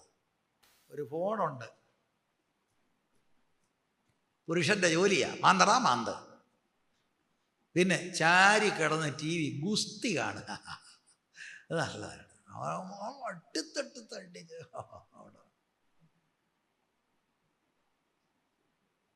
ഭാര്യ എന്ത്? അവൾ ഒരു you are an irresponsible leader. ആദമിന് പറ്റിയതും അതാണ്. 3-ാം അധ്യായത്തിൻ്റെ 1 മുതലുള്ള വേദഭാഗങ്ങളിൽ ശ്രദ്ധിച്ച് നിങ്ങൾ കേൾക്കണം. സാത്താൻ്റെ ടെംപ്റ്റേഷനിൽ ഔവായെയാണ് ഹുക്ക് ചെയ്യുന്നത്. ഔവായുമായിട്ടാണ് ഡയലോഗിൽ. എന്താ വിഷയം? ദൈവം ഡിസൈൻ ചെയ്ത ലീഡർഷിപ്പിനെ തകിടം മറിച്ചുകൊണ്ട് സാത്താൻ ഇറങ്ങി സ്ത്രീയുമായിട്ട് ഡയലോഗിലായി അവളെ പ്രേരിപ്പിച്ച് വിലക്കപ്പെട്ട ഫലം കഴിക്കുകയും പിന്നത്തേതിൽ അവള് ഭർത്താവിന് കൊടുത്തു. ലീഡർഷിപ്പിൽ വന്ന പ്രശ്നമാണ്. ഹവ്വ കയറി കാര്യങ്ങളിട്ടു. ആദം കൂടെ ഉണ്ട്, ഇറസ്പോൺസിബിൾ. അതെന്താ? അവൾ ഇച്ചിരി നേരം സംസാരിച്ചുകൊണ്ടിരിക്കുക. അവളിങ്ങനെ എപ്പോഴും വാട്സാപ്പിൽ ഇങ്ങനെ, അവൾ കുറച്ചു നേരം അവൾ സംസാരിക്കുക. തുല്യരാ, പക്ഷെ നേതാവ് തല പുരുഷനാണ്. സ്ത്രീ ഒരു ഹെൽപ്പർ എന്ന നിലയിൽ ഈ ടെംപ്റ്റേഷൻ വന്നപ്പോൾ ഞാനേ അച്ചാച്ചനോട് ഒരു വാക്കൊന്ന് ചോദിക്കട്ടെ. അച്ചാച്ചൻ ആ വെളിപ്പാടുള്ളത് അല്ല. ഇപ്പോഴത്തേക്കാണ് പുള്ളിക്കാരത്തി ലീഡർഷിപ്പായി. ആദം കാര്യങ്ങളെ സ്റ്റേണായി റെസ്പോൺസിബിലിറ്റി എടുക്കേണ്ട ഇടത്ത് വിട്ടുകൊടുത്തു. വൻ പരാജയം. ഇന്നും അനുഭവിക്കുന്ന പരാജയം അതുകൊണ്ടാണ്.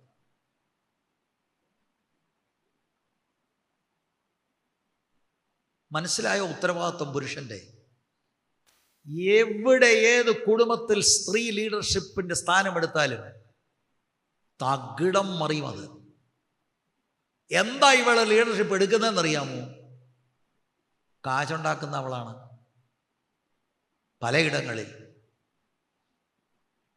അച്ഛനൊന്നും അറിയത്തില്ല, പറയുന്നത് കേട്ട് ഒരു ഉളുപ്പുമില്ലാതെ പരസ്യമായിട്ട് പറയുന്നത് കേട്ടാൽ വലിയ പാടാ. ഇന്നത്തെ പെൺകുട്ടികൾ ഒതുങ്ങിപ്പോകാൻ വലിയ പാടാ. ഈ കൂടുതൽ പഠിത്തം കിട്ടും തോറും പാടാ. ജോലി അല്ല വലുത്, കല്യാണമാ വലുത്. ഇതിനകത്തോട്ട് ഷൂട്ട് ചെയ്യണം, വെടിവെക്കണം. ഇതിനകത്ത് കല്യാണമാ വലുത്, ജോലിയല്ല. എൻ്റെ ജോലി കുഞ്ഞുങ്ങളെ പ്രസവിച്ച് വീട്ടിൽ അതിനെ വളർത്തുക എന്നുള്ളതാണ്. അങ്ങനെ ഭർത്താവിനെ സപ്പോർട്ട് ചെയ്യുക. മറിച്ച് പറയാം, പല സ്ത്രീകൾ ഇറങ്ങേണ്ടി വരുന്നത് നീ ടി വിയും കണ്ട് ഗുസ്തിയും കണ്ട് നിൽക്കുക, ഇങ്ങനെ ഇരിക്കുക. 1-2 പ്രാവശ്യം നിന്നോട് പറഞ്ഞു നോക്കി, ഗുണമില്ല. പിന്നെ സ്ത്രീ ഇറങ്ങി അവൾ ജോലി ചെയ്യുക. മനസ്സിലാകുന്നുണ്ടോ? ഞാൻ വേറൊരു വാക്യം കാണിക്കാം നിങ്ങളെ. ഉൽപ്പത്തി 3:17. മനുഷ്യനോട് കൽപ്പിച്ചതോ, നീ നിന്റെ ഭാര്യയുടെ വാക്ക് അനുസരിക്കുകയും തിന്നരുതെന്ന് ഞാൻ കൽപ്പിച്ച വൃക്ഷഫലം തിന്നുകയും ചെയ്തതുകൊണ്ട് നിന്റെ നിമിത്തം ഭൂമി ശപിക്കപ്പെട്ടിരിക്കുന്നു. നീ നിന്റെ ഭാര്യയുടെ വാക്ക് കേട്ടു. ഞാൻ പറഞ്ഞ വചനമല്ല നീ കേട്ടത്. ലീഡർ എന്ത് ചെയ്തു? ലീഡർ ദൈവവചനം അനുസരിക്കേണ്ടതിന് പകരം leader listen to his wife. Praise the Lord. നമ്മുടെ കുടുംബജീവിതത്തിൽ മാറ്റമുണ്ടാവണം. ഭാര്യയെ സ്നേഹിക്കണം. ലീഡർ എന്ന് പറഞ്ഞാൽ അതിൻ്റെ അർത്ഥം തല്ലിക്കൊല്ലുന്നവനെന്നല്ല. ഭാര്യയെ ബഹുമാനിക്കണം, സ്നേഹിക്കണം. അത് ഭർത്താവിൻ്റെ കടപ്പാടാണ്. നമുക്കറിയാം എഫേസ്യ ലേഖനം 5:22 മുതൽ 32 വരെയുള്ള വാക്യം. ഭാര്യ ഭർത്താവിന് സകലത്തിലും കീഴ്പ്പെടണം. ഭർത്താവിനെ ഭയപ്പെടണമെന്നുണ്ട്. വാസ്തവത്തിൽ ആ വാക്കിൻ്റെ അർത്ഥം ഇതാണ്, റെസ്പെക്റ്റ് ചെയ്യണം. ദൈവം വെച്ചിരിക്കുന്ന കണ്ടോ റോള്, രണ്ടും തുല്യരാണ്. ഫങ്ഷണൽ വ്യത്യാസം, ഉത്തരവാദിത്വത്തിൽ വ്യത്യാസമാണ്. ആ വ്യത്യാസം നമ്മൾ നോക്കുമ്പോഴാണ് ഓ ഭാര്യ ഹെൽപ്പർ എന്നേ ഉള്ളൂ. ദൈവം തുല്യരായ ആളുകളെ ആ കുടുംബം സുഖകരമായി മുന്നോട്ട് പോകാൻ ഓരോ റോള് കൊടുത്തിരിക്കുക. അവക്ക് ജ്ഞാനം കുറവായത് കൊണ്ടല്ലത്, കഴിവ് കുറവായത് കൊണ്ടല്ലത്. That is God's design. നമ്മൾ ചിന്തിക്കരുത് സ്ത്രീ കഴിവുകെട്ടവളാണ്, കഴിവില്ലാത്തവളാണ്, അതുകൊണ്ടാണ് ഞാൻ ലീഡർ. അല്ല അല്ല. ഇത് കഴിവിനെയോ കഴിവുകേടിനെയോ കാണിക്കുന്ന ഒരു വിഷയമല്ല. ദൈവം ഡിസൈൻ ചെയ്തിരിക്കുകയാണ് ഇങ്ങനെ. ഇങ്ങനെയാണ് ഐഡിയൽ കുടുംബം. ആ റോളിൽ നിൽക്കാത്തത് കൊണ്ടാണ് ഈ കുടുംബങ്ങളൊക്കെ വലിയ പ്രശ്നങ്ങളിലേക്ക് നയിക്കപ്പെടുന്നത്. ഇപ്പൊ ഇതിന്റെ അർത്ഥം ഭർത്താവിനോടൊന്നും പറയാനൊക്കത്തില്ലെന്നോ അതൊന്നും അല്ല. ഭർത്താവിനോട് കാര്യങ്ങൾ പറയാം. അതെന്തിനാ പറയുന്നത്? അതാണ് വിഷയം. പറയുന്നത് ഹെൽപ്പർ എന്ന നിലയില. അച്ചാച്ച എന്നുള്ള വാക്ക് ഞാൻ ഉപയോഗിക്കുന്നത് ഇന്നത്തെ ഈ യൗവനക്കാരൊക്കെ വിളിക്കുന്ന വാക്കുകൾ ആയതുകൊണ്ട് ഞാനൊക്കെ വിളിക്കുകയാണ്. അതും ഇപ്പൊ വ്യത്യാസമാണ്. ഇപ്പൊ മാറി ഇപ്പൊ അച്ചാച്ചനും അച്ചായൊന്നും അല്ല.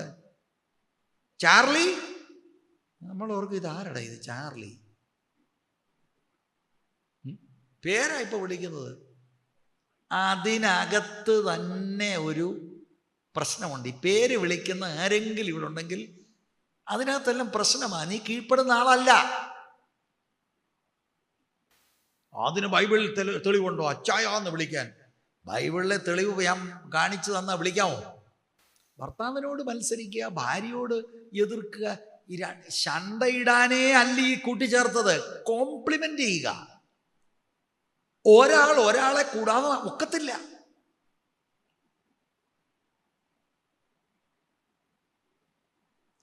ദൈവത്തിൻ്റെ ജ്ഞാനമാണിത്. അല്ലാതെ ഒരിക്കൽ പോലും ചിന്തിക്കരുത് സ്ത്രീ ഒരു സെക്കൻഡ് ക്വാളിറ്റിയാണ്, ഇൻഫീരിയർ ആണ്. ഞാനിങ്ങനെ ഒരു സ്ത്രീയായി ജനിച്ചു പോയല്ലോ. അയ്യോ, you are made in the image of God. ഏതോ ഒരു കുടുംബത്തിൽ വിവാഹം ചെയ്ത് കയറി, ആ കുടുംബം ആ പുരുഷനുമായി കല്യാണം കഴിച്ച് ആ പുരുഷന്റെ ദൈവം ഏൽപ്പിച്ച ദൗത്യത്തിന് എല്ലാ പിന്തുണയും സപ്പോർട്ടും കൊടുത്ത് അത് വിജയത്തിലേക്ക് എത്തിക്കുക.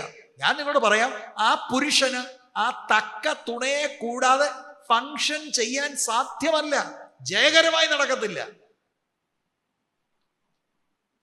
അതിനാണ് ആദ്യം സൃഷ്ടിക്കുന്നു, അതിനാണ് ഈ കൽപ്പന കൊടുക്കുന്നത്, എന്നിട്ട് കൂട്ടിച്ചേർക്കുന്നത്. ഇതാണ് സാത്താൻ തകിടം മറിക്കുന്നത്. ഇതാണ് ഞാൻ പറഞ്ഞത്, ഞാൻ പിന്നെ പറയാമെന്ന്. ഫെമിനിസം എന്നൊക്കെ പറഞ്ഞ് ഇറങ്ങുന്നത്. No, who are you to tell me like that? ഭർത്താവിനോട് ചോദിക്കുക. എന്നിട്ട് നമ്മുടെ ആളുകൾ അതിന് നോട്ട് എഴുതിയെടുക്കും. Who are you to tell me like that? പണ്ഡിതയായ 2 PhD ഉള്ളവൾ ചോദിക്കൂ. വിവരമില്ലാത്ത ആളാണ് അവൾ, എത്ര PhD ഉണ്ടെങ്കിലും. ദൈവത്തിൻ്റെ ജ്ഞാനത്തെ ചോദ്യം ചെയ്യുന്ന ആളുകൾക്ക് വിവരമില്ല. Don't fall for the trap. സാത്താൻ അതാണ് കൊണ്ടുവന്നത്. ഭർത്താവിന് ചിലപ്പോൾ എഡ്യൂക്കേഷൻ താങ്കളുടെ അത്രയും കാണുകയില്ല, സൗന്ദര്യം അത്രയും കാണുകയില്ല. നിങ്ങൾ വന്ന പോലെ വലിയ വീട്ടിലെ അല്ലായിരിക്കും, ചില വലിയ വീട്ടിലെ എന്നാ പറയുന്നത്. അപ്പോഴത്തേക്ക് നീട്ടു വാങ്ങാം കഴുത്ത്, വലിയ വീട്ടിലെ.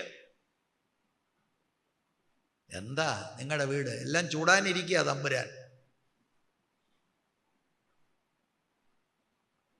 നിങ്ങളുടെ ഒരു സ്ത്രീയാണെങ്കിൽ ഫങ്ഷൻ, കയറി ചെല്ലുന്ന വീട്ടിൽ ഫങ്ഷൻ എന്ന് പറയുന്നത് ലീഡർഷിപ്പിന് സബ്മിറ്റ് ചെയ്യാൻ. Not because you don't have wisdom, not because you are inferior, because God has designed you for that purpose. ഒരു സ്ത്രീയുടെ ഫുൾഫിൽമെന്റ് അവിടെയാണ്. അല്ലാതെ അവിടെ ചെന്ന് വഴക്കിടുകയുമല്ല. സാത്താൻ ചെയ്ത പണി കണ്ടോ? എന്താ? സാത്താൻ ദൈവത്തിൻ്റെ മാതൃകയെ ആക്രമിക്കുകയാണ്. ദൈവം വെച്ച ആ പാറ്റേൺ, ആ എക്സാമ്പിൾ, ദൈവത്തിൻ്റെ ഐഡിയൽ മാരേജിൽ ആഡമിൻ്റെ ആ ലീഡർഷിപ്പിനെ അസോൾട്ട് ചെയ്യാണ് സാത്താൻ. പിന്നെ ഭർത്താക്കന്മാരോട് ഞാനൊരു കാര്യം പറയാം. മോളെ, 2-ാം അധ്യായത്തിലെ ഈ ആദ്യം ആദം ഹവ്വയെ കണ്ടപ്പോൾ ഒരു പ്രേമഗീതം പാടി. എന്താണ് പ്രേമഗീതം? ഇത് ഇപ്പോൾ എൻ്റെ അസ്ഥിയിൽ നിന്ന് അസ്ഥിയും എൻ്റെ മാംസത്തിൽ നിന്ന് മാംസവുമാകുന്നു. എത്രാമത്തെ വാക്യമാ? 23. 23-ാം വാക്യമാ. 3-ാം അധ്യായം 12-ാം വാക്യം. പ്രേമഗീതക്കാരെല്ലാം ഇത് നോർത്തോണം. അതിനു മനുഷ്യൻ, എന്നോട് കൂടെ ഇരിപ്പാൻ നീ തന്നിട്ടുള്ള സ്ത്രീ വൃക്ഷഫലം തന്നു, ഞാൻ തിന്നുകയും ചെയ്തു. നീ എന്നോടുകൂടി ഇരിപ്പാൻ തന്ന ആ സ്ത്രീ എന്തിയാ ഇപ്പം? മറ്റേ ഗിറ്റാറും ഒക്കെ അടിച്ച് പ്രേമഗീതമായിരുന്നല്ലോ. കഴിഞ്ഞു. പ്രേമിക്കണം, പ്രേമഗീതം വേണം, അതൊക്കെ നല്ലതാണ്. പക്ഷേ പ്രേമത്തിൽ ക്യാരിയഡവേ ആകരുത്. 23-ൽ പാടി 3-ൽ 1 മുതലാണ് സാത്താൻ്റെ ടെംപ്റ്റേഷൻ. അവിടെ ആദമിൻ്റെ സാന്നിധ്യത്തിലാകാനാണ് സാധ്യത. ലീഡർഷിപ്പ് കൈവിടുന്നത്. അതെന്താ? ഞാനല്ല, അവള് പറയുന്ന പോലെ അവളാ ഇവിടുത്തെ അല്ല, ഇത്രങ്ങ് സ്നേഹമാണ്, കൈവിട്ടുപോയി. ഇവൾ ഇതിൻ്റെ അഡ്വാൻറ്റേജ് എടുക്കുകയും ചെയ്തു. അവൾക്കറിയാം എങ്ങനെ ഈ പ്ലാൻ ഒപ്പിക്കേണ്ടത്. പ്രേമിക്കണം കേട്ടോ, സ്നേഹം വേണം ഭാര്യയോട്. എല്ലാവരും സ്നേഹിക്കണം. എങ്ങനെ സ്നേഹിക്കണം? സ്വന്തം ശരീരത്തെ പോലെ സ്നേഹിക്കണം, അല്ലേ? പിന്നെ ഒരു മാതൃകയുണ്ട്. എങ്ങനെ? കർത്താവ് സഭയെ സ്നേഹിച്ചതുപോലെ ഭാര്യയെ സ്നേഹിക്കണം. അപ്പോൾ തന്നെ യു ആർ ദ ലീഡർ. ഭാര്യയുടെ റോളാണ് സൂട്ടബിൾ ഹെൽപ്പർ. ഇനി ഒരു കാര്യം കൂടെ പറഞ്ഞ് ഞാൻ നിർത്താം. Husband head, wife helper. അതാണ് കുടുംബം. 3-ാം അധ്യായത്തിൻ്റെ 16-ാം വാക്യം. ഞാൻ നിനക്കും സ്ത്രീക്കും നിന്റെ സന്തതിക്കും അവളുടെ സന്തതിക്കും തമ്മിൽ ശത്രുത്വം ഉണ്ടാക്കും. അവൻ നിന്റെ തല തകർക്കും, നീ അവന്റെ കുതികാൽ തകർക്കും. അടുത്തത്, സ്ത്രീയോട് കൽപ്പിച്ചത്, ഞാൻ നിനക്ക് കഷ്ടവും ഗർഭധാരണവും ഏറ്റവും വർദ്ധിപ്പിക്കും. നീ വേദനയോടെ മക്കളെ പ്രസവിക്കും. നിന്റെ ആഗ്രഹം നിന്റെ ഭർത്താവിനോടാകും. നിന്റെ ആഗ്രഹം നിന്റെ ഭർത്താവിനോടാകും. അവൻ നിന്നെ ഭരിക്കും. What is the meaning? Your desire shall be for your husband. നമ്മൾ പെട്ടെന്നത് ഇങ്ങനെ കാണുമ്പോൾ അത് നല്ല കാര്യമല്ലേ, പക്ഷെ ആ നിലയിലല്ല അത് എഴുതിയിരിക്കുന്നത്. അവിടെ ആ ഡിസയർ എന്നുള്ള വാക്ക് 4-ാം അധ്യായത്തിൻ്റെ 7-ാം വാക്യത്തിൽ തത്തുല്യമായ ഒരു പ്രയോഗം അവിടെ ഉണ്ട്. എന്താണ് അവിടെ എഴുതിയിരിക്കുന്നത്? നീ നന്മ ചെയ്യുന്നുവെങ്കിൽ പ്രസാദമുണ്ടാകിയില്ലയോ? നീ നന്മ ചെയ്യുന്നില്ലെങ്കിലോ പാപം വാതിൽക്കൽ കിടക്കുന്നു, അതിന്റെ ആഗ്രഹം നിങ്കലേക്കാകുന്നു. ആ സെയിം വാക്ക്, ആഗ്രഹം, ഡിസയർ. നീയോ അതിനെ കീഴടക്കണം. ഭർത്താവിനോട് ഡിസയർ ചെയ്യും എന്ന് പറയുന്നത് ഇവിടെ എന്താ? പാപത്തോടുള്ള ബന്ധത്തിൽ കൈനോട് പറയുകയാണ്. ശരിക്കും അവിടെ എഴുതിയിരിക്കുന്നതിൻ്റെ അർത്ഥം, നിന്റെ ഉള്ളിൽ എപ്പോഴും ഈ ഭർത്താവിനെ കീഴ്പ്പെടുത്താനായിരിക്കും നിന്റെ ആഗ്രഹമെന്ന്. നമ്മൾ ശാന്തമായിട്ട് ഇതൊന്ന് ചിന്തിച്ചാൽ മതി. എങ്ങനെ ഇതൊന്ന് ട്വിസ്റ്റ് ചെയ്ത് നമ്മുടെ ഉള്ളിലെ പ്ലാൻ അനുസരിച്ച് പുള്ളി എത്തിയിരിക്കണം. അത് സ്നേഹത്തിൽ പറയും, കരഞ്ഞ് പറയും, അലച്ചു പറയും, നെഞ്ചത്തിടിച്ച് പറയും, മിണ്ടാതിരുന്ന് പറയും, ഫോഴ്സ് ചെയ്യുക. ഒടുവിൽ മുട്ട മടക്കും. എനിക്കറിയാം അച്ചാച്ച മുട്ട മടക്കും. അപ്പൊ ആ വുമന്റെ ഡിസയർ എന്താ? ഓവർ പവർ ചെയ്യാൻ, to work against and oppose the man in leadership. ദൈവം നേതൃത്വ സ്ഥാനത്താക്കി വെച്ചിരിക്കുന്ന മനുഷ്യനെ ഓവർ പവർ ചെയ്യാനുള്ള ഒരു സ്ട്രോങ് ഡിസയറാണ് ഈ സ്ത്രീയിൽ ഉണ്ടാകുന്നത്. പുരുഷന്മാരിത് മനസ്സിലാക്കുക, സഹോദരിമാരിത് മനസ്സിലാക്കുക. നമ്മളെ ആരും കീഴ്പ്പെടുത്താൻ വരുമൊന്നും വേണ്ട. നിങ്ങളുടെ റോള് ദൈവം വെച്ചിരിക്കുന്ന ഇതാണെന്ന് മനസ്സിലായി കഴിഞ്ഞാൽ എത്ര സുഖമാണ്. നാം വില്ലിംഗ്ലി സബ്മിറ്റ് ചെയ്യല്ലേ, അല്ലേ? സഭ ക്രിസ്തുവിന് സബ്മിറ്റ് ചെയ്യുന്ന വില്ലിംഗ്ലി അല്ലേ? പിതാവാം ദൈവത്തിന് പുത്രൻ സബ്മിറ്റ് ചെയ്തത് സെക്കൻഡറി ആയിട്ടൊന്നുമല്ല, വില്ലിംഗ് ആയിട്ട് സബ്മിറ്റ് ചെയ്യല്ലേ. ഒരു യുദ്ധത്തിന് പോകുമ്പോൾ സൈന്യത്തിൽ പല നിരകളുണ്ട്. എല്ലാവരും മനുഷ്യരാ, പക്ഷെ ഒരാൾ മുൻപന്തിയിൽ നിന്ന് യുദ്ധം ചെയ്യുന്നു, മറ്റേ ഒരാൾ പിറകിൽ നിന്ന് ആ യുദ്ധത്തിന് വേണ്ട കാര്യങ്ങൾ ചെയ്യുന്നു എന്നതുപോലെ പല നിരകളിലാണ് ഫങ്ഷൻ. കേരളത്തിലെ ഒരു തിന്മയാണ്, ഈ പുരുഷനെതിരെ അമ്മയും മക്കളും കൂടെ സഖ്യത കൂടി ഒരുതരം രാഷ്ട്രീയ പരിപാടി നടത്തും. ഭൂരിപക്ഷം ഞങ്ങളുടേതാ. ഇരുടോ ഇരുത്തും, എഴുന്നേൽപ്പിക്കും. അപ്പം ആ മാന്യദേഹത്തിന് അവിടെ ഇനി വോയിസ് ഇല്ല. ഞങ്ങളുടെ വീട്ടിലെല്ലാവരും ഇങ്ങനെയാ പറയുന്നത്. ഇത് ഞാൻ എൻ്റെ കണ്ണിന് കണ്ടിട്ടുണ്ട്. ഈ കേരളത്തിൽ എത്രയെത്ര കുടുംബങ്ങളെ നരകതുല്യമാക്കി തീർത്തത് ഈ സ്ത്രീകളുടെ റോൾ അറിയാതെ സ്ത്രീകൾ പ്രസവിക്കുന്ന മക്കളെ കയ്യിലാക്കും. അവരോടിത് പറഞ്ഞു കൊടുക്കും, മോനെ എൻ്റെ പപ്പ എന്നെ കല്യാണം കഴിച്ചുകൊണ്ട് ആരും എനിക്കില്ല. സിമ്പതി മുഴുവൻ പിടിച്ചിങ്ങെടുക്കും. നീ ചെന്ന് പറ മമ്മിയും പുറകെ ഉണ്ടോ? ആരും കൈയൊന്നും പൊക്കരുത്. ശരിയാ. ലീഡർഷിപ്പിനെ തകിടം മറിക്കുക. ഞാൻ എൻ്റെ വാക്കുകൾ ഇവിടെ ചുരുക്കമാണ്. Ideal family, go to the scriptures. ഉൽപ്പത്തി പുസ്തകം 1, 2, 3 അധ്യായങ്ങൾ മാത്രമാണ്, ചില വാക്യങ്ങൾ മാത്രം പരിശോധിച്ചത്. ദൈവം സൃഷ്ടിക്കുമ്പോൾ രണ്ടുപേരെയും തുല്യരായിട്ടാണ് സൃഷ്ടിക്കുന്നത്. എന്നാൽ സൃഷ്ടിപ്പിൽ പുരുഷനെയാണ് ആദ്യം സൃഷ്ടിക്കുന്നത്. അത് പുരുഷന്റെ ലീഡർഷിപ്പിനെ കാണിക്കുന്ന ഒരു വിഷയമാണ്. ഉത്തരവാദിത്വം ചുമതലയും കൊടുക്കുന്നത് പുരുഷനാണ്. പക്ഷെ പുരുഷൻ 3-ാം അധ്യായത്തിൽ അത് വേണ്ട നിലയിൽ കൈകാര്യം ചെയ്യാതെ ഇരിക്കുമ്പോൾ ഔവ്വ കയറി ലീഡർഷിപ്പിലേക്ക് വന്നു. അവിടെ ഇത് മുഴുവനും തകിടം പറഞ്ഞു. ഞാൻ ദൈവമക്കളോട് പറയാം, നിങ്ങളുടെ വീട്ടിലെ കല്യാണം കഴിച്ച ഭാര്യയുടെ ഭർത്താവിൻ്റെയും ലീഡർ മക്കളല്ല. അവനിപ്പോ ഇങ്ങനാ പറയുന്നത്, അവൾ എങ്ങനാ പറയുന്നത്. അത് ദൈവത്തിൻ്റെ ക്രമമല്ല. നിങ്ങളുടെ കുടുംബത്തിൻ്റെ ഉത്തരവാദി നിങ്ങളാണ്. മക്കൾ കല്യാണം കഴിച്ചു കഴിഞ്ഞാൽ അവരുടെ അതോറിറ്റി, അവരുടെ വേറെ കുടുംബം. നിങ്ങൾക്ക് അവരെ ഭരിക്കാൻ അവകാശമില്ല. എന്തെങ്കിലും ചോദിച്ചാൽ ന്യായമായ മറുപടി അവർക്ക് കൊടുക്കാം, അത്രയേ ഉള്ളൂ. കല്യാണം കഴിച്ചു കഴിഞ്ഞാലും വിടാത്ത അമ്മമാരും അപ്പന്മാരും ഉണ്ട്. നിങ്ങളിനി എന്നാ പഠിക്കുന്നത്?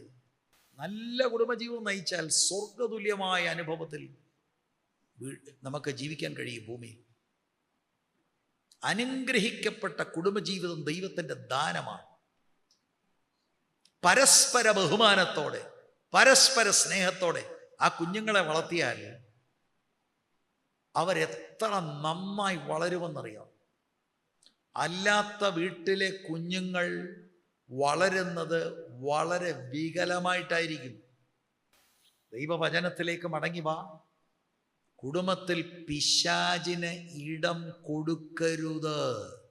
കൊടുത്താൽ ഇവൻ കേറി കൂടുവെക്കും, ഇവൻ തകർക്കും. കുടുംബം ദൈവത്തിൻ്റെ പ്രൊജക്റ്റാണ്. അതുകൊണ്ടാണ് ഈ കുടുംബങ്ങൾക്കെതിരെ ഇത്രയധികം പോരാട്ടം വരുന്നത്. സൈറ്റൻ ടാർഗറ്റ് ചെയ്യുന്ന ഒരു പ്രധാനപ്പെട്ട കാര്യമാണ് ഫാമിലീസ്. Guard your family. ഭർത്താവും ഭാര്യയും ഒരുപോലെ ചിന്തിക്കണം, ഞാൻ നിമിത്തം എൻ്റെ കുടുംബത്തിൽ ഒരലോഹ്യം ഉണ്ടാകാൻ ഞാൻ സമ്മതിക്കത്തില്ല. ലീഡർഷിപ്പിൽ നിൽക്കുന്നവർ സ്നേഹത്തിലാണ് ലീഡർ. അല്ലാതെ ലീഡറാണെന്നും പറഞ്ഞ് തല്ലാനും ഉപദ്രവിക്കുന്ന അതല്ല ബൈബിൾ വെച്ചിരിക്കുന്ന ക്രമം. അത് ബൈബിൾ അറിയാത്തത് കൊണ്ടാണ്. ചിലർ ഭാര്യയൊക്കെ ചീത്ത വിളിക്കുന്നവരുണ്ട്. അതെല്ലാം ഈ വിപ്രാന്തിക്കാരാണ്. ഇതൊന്നും ക്ലിയർ അല്ല ആളുകൾ. അതിനല്ല ഭാര്യ. ഭാര്യ വില്ലിംഗ്ലി സബ്മിസീവ് ആണ്. അതെന്താ? That is why God has created me. ദൈവം എന്നെ സൃഷ്ടിച്ചിരിക്കുന്നത് അതിനാണ്. അതുകൊണ്ട് പുതുതായിട്ട് കല്യാണം കഴിച്ച എല്ലാ കുഞ്ഞുങ്ങളും ഉൽപ്പത്തി പുസ്തകം 1, 2, 3 വായിച്ചോണം. ഇനി കല്യാണം കഴിക്കാൻ പോകുന്നവർ വായിച്ച് ദൈവസന്നിധിയിൽ ഇരുന്നത് വായിച്ച് ആ റോളിൽ നിങ്ങൾക്കൊക്കത്തില്ലെങ്കിൽ കല്യാണം കഴിക്കാതിരിക്കുകയാണ് നല്ലത്. മത്സരികൾക്കുള്ള സ്ഥലമല്ല കല്യാണം. സ്റ്റബേൺ നേച്ചറുള്ള കുട്ടികളുണ്ട്. ഞാൻ ഇങ്ങനെ, അവർ കല്യാണം കഴിക്കരുത്. മിസ്സും മാസ്റ്ററും ഒക്കെ ആയിട്ട് അവിടെ ഇരുന്നോ. ഹല്ലേലൂയ. കർത്താവ് ഈ വചനത്താൽ നമ്മളെ എവിടെയും അനുഗ്രഹിക്കട്ടെ. നമ്മുടെ കുടുംബജീവിതങ്ങൾ അനുഗ്രഹമായി മാറട്ടെ. നമ്മുടെ കുഞ്ഞുങ്ങളുടെ കുടുംബജീവിതം ഏറ്റവും അനുഗ്രഹിക്കപ്പെട്ട നിലയിൽ ആയിത്തീരട്ടെ എന്ന് ഞാൻ പ്രാർത്ഥിക്കുന്നു. നമ്മുടെ കണ്ണുകൾ ദൈവസന്നിധിയിൽ അടച്ച് നമുക്ക് പ്രാർത്ഥിക്കാം. ഹല്ലേലൂയ. നിങ്ങൾ ഈ പ്രാർത്ഥിക്കുന്നതിന് മുമ്പ് ദയവായിട്ട് നിങ്ങളൊന്ന് ചിന്തിച്ചാട്ട്, കണ്ണടച്ചൊന്ന് ചിന്തിച്ചാട്ട്, ഈ ഒരു ഫാമിലി ലൈഫാണോ നിങ്ങളുടെ വീട്ടിൽ എന്നുള്ളത് നിങ്ങൾ ചിന്തിക്കുക. നിങ്ങൾ കല്യാണം കഴിച്ചു 10 വർഷം, 20 വർഷം, 30 വർഷം, 40 വർഷമൊക്കെ ആയില്ലേ? എങ്ങനെയാണ് നിങ്ങൾ കുടുംബജീവിതം നയിച്ചത്? നിങ്ങളുടെ പാർട്ട്ണറിന് നിങ്ങൾ സ്വസ്ഥത കൊടുത്തിട്ടുണ്ടോ? നിങ്ങളൊരു ലീഡറാണെങ്കിൽ ക്രിസ്തു സഭയെ ലീഡ് ചെയ്ത പോലാണോ നിങ്ങൾ നിങ്ങളുടെ ഭാര്യയും മക്കളെയും ലീഡ് ചെയ്തത്? നിങ്ങളൊരു തക്ക തുണയായിട്ട് ആ വീട്ടിൽ ചെന്നാൽ ശരിക്കും നിങ്ങളെ ഒന്ന് വിമർശിക്കും, നിങ്ങളെ ഒന്ന് ജഡ്ജ് ചെയ്യേ. നിങ്ങളൊരു തക്ക തുണയായിരുന്നിട്ടുണ്ടോ? എല്ലാവരും അത് ചിന്തിക്കാതെ പോകരുത്. ദൈവം ഈ കുടുംബത്തെ ഡിസൈൻ ചെയ്തിരിക്കുന്നത് അങ്ങനെയാണ്. അങ്ങനെ ദൈവത്തിൻ്റെ ഐഡിയൽ മാരേജിലാണെങ്കിൽ ഞാൻ നിങ്ങളോട് ഉറപ്പ് തരാം, കർത്താവ് ആ കുടുംബജീവിതത്തിലൂടെ മഹത്വമെടുക്കും. God will take glory when we humble ourselves and align our life to the word of God. ദൈവത്തിൻ്റെ വചനത്തിൽ നമ്മൾ നിൽക്കുമ്പോഴാണ് കർത്താവ് മഹത്വമെടുക്കുന്നത്. നമ്മുടെ മക്കൾക്ക് പ്രസംഗമല്ല ആവശ്യം, നമ്മുടെ ജീവിതം അവർ കാണട്ടെ. അവർ ചോദിക്കട്ടെ, മമ്മി എന്താ ഒന്നും പറയാഞ്ഞത്, പപ്പ എന്താ അങ്ങനെ ചെയ്തത്? മോനെ, God has given me the leadership role. തീർച്ചയായിട്ടും അത് ഭാര്യയുമായിട്ട് ചിലപ്പോൾ ചില കാര്യങ്ങൾ കൺസൾട്ട് ചെയ്തു എന്ന് വരാം, അതൊന്നും തെറ്റല്ല. ബട്ട് ഫൈനൽ ഡിസിഷൻ ആരുടേതാണ്? ദൈവം ഭർത്താക്കന്മാരെ നിങ്ങളോട് സംസാരിക്കുന്നുണ്ടോ? നിങ്ങളല്ലേ നേതൃത്വം കൊടുക്കേണ്ടത്. നിങ്ങളുടെ കുടുംബത്തിലെ സകല ആത്മീക കാര്യങ്ങളുടെ ഉത്തരവാദിത്വം ഭർത്താക്കന്മാരാണ്. നിങ്ങളുടെ ഭാര്യയുടെ ആത്മീകത, മക്കളുടെ ആത്മീകതയുടെ പൂർണ്ണ ഉത്തരവാദിത്വം ഏറ്റെടുക്കാതെ ഈ പ്രസംഗം കേട്ട് നിങ്ങൾ പോകരുത്. പാപം ചെയ്യാനുള്ള കളവും സാത്താൻ പരീക്ഷിക്കാനുള്ള കളവും നിങ്ങൾ ഒരുക്കരുത്. ഭാര്യമാരെ, നിങ്ങൾക്ക് അവസരം കിട്ടുമ്പോൾ ഈ ലീഡർഷിപ്പ് തട്ടിയെടുക്കാൻ ശ്രമിക്കരുത്. നിങ്ങളുടെ അകത്ത ചിന്ത വരും, ഇങ്ങനെ അത് പോണം, ഞാൻ അങ്ങനെ ഫോഴ്സ് ചെയ്യും. പക്ഷെ ആ സമയത്ത് നിങ്ങളുടെ അഭിപ്രായങ്ങൾ മാത്രം നിങ്ങളെ ലീഡ് ചെയ്യുന്ന ഭർത്താക്കന്മാരോട് പറഞ്ഞ് പ്രാർത്ഥിക്കണം. കർത്താവെ, നല്ലത് ചെയ്യുവാൻ അദ്ദേഹത്തിന് കൃപ കൊടുക്കണമേ, അദ്ദേഹത്തെ സപ്പോർട്ട് ചെയ്യണം. ഇവിടെ ഒരു കാര്യം എടുത്തു പറയാം, ദൈവവചന വിരുദ്ധമായ ഏതെങ്കിലും ഒരു കാര്യം പറഞ്ഞാൽ അതിന് സപ്പോർട്ട് ചെയ്യണമെന്നല്ല പറയുന്നത്. ക്രിസ്തുവിലാണ് എല്ലാറ്റിലും ഭർത്താവിന് കീഴ്പ്പെട്ടിരിക്കുന്നത്. ഭർത്താവ് അവിവേകമോ വചനവിരുദ്ധമായ ഒരു കാര്യം പറഞ്ഞാൽ അതിന് കീഴ്പ്പെടണമെന്ന വ്യവസ്ഥ ദൈവവചനത്തിലില്ല. അവിശ്വാസികളായ ഭർത്താക്കന്മാരുള്ള ഭാര്യമാരോട് എന്താണ് ദൂത്? അവരും ഭർത്താവിന് കീഴ്പ്പെട്ടിരിക്കണമെന്നാണ് ദൈവത്തിൻ്റെ വചനം പറയുന്നത്. കാരണം വചനം കൂടാതെ അവർ യേശുവിനെ അനുഗമിക്കുവാൻ തക്കവണ്ണം ഇവിടെയായിത്തീരും. നിങ്ങളിലുള്ള ഭക്തി അവർ കാണണം. പക്ഷേ അതിനു പകരം ഇങ്ങോട്ടൊന്ന് പറഞ്ഞപ്പോൾ 4 അങ്ങോട്ട് പറയുകയാണ്. എന്താ? ഞാൻ ബന്ധിക്കോസിലാണ്, ഒന്നും അറിയത്തില്ല പുള്ളിക്ക്, ഞാൻ ബന്ധിക്കോസിലാണ്, എനിക്കെല്ലാം അറിയാം. ആ റോളല്ല നിങ്ങളുടെ റോള്. പ്രാർത്ഥിച്ചും നിങ്ങളുടെ ലൈഫിലൂടെ ഭർത്താവിനെ നേരിടണം. ആ ഭർത്താവിനെ നിങ്ങൾ നേർപാതയിലേക്ക് നയിക്കണം.